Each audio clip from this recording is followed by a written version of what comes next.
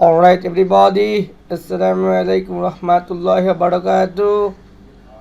Today, exciting, and today, Friday, and how to check graphics card and Windows 10. Okay, then refresh, right click, display setting, and open the dashboard and advanced display setting.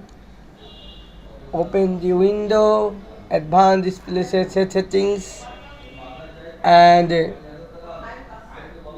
display adapter. Okay, and click, and this box, my graphics card Radeon RX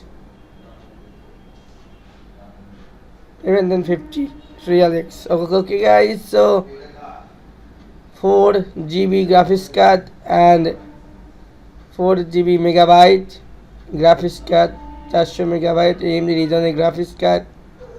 Okay, graphics card check, how to check, and then again display setting,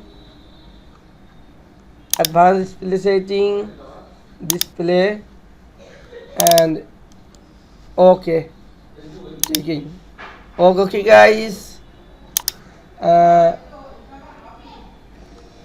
please subscribe my YouTube channel Shafiqur Vlogs, and okay, take my salam, assalamu alaikum. So guys, Allah Hafiz.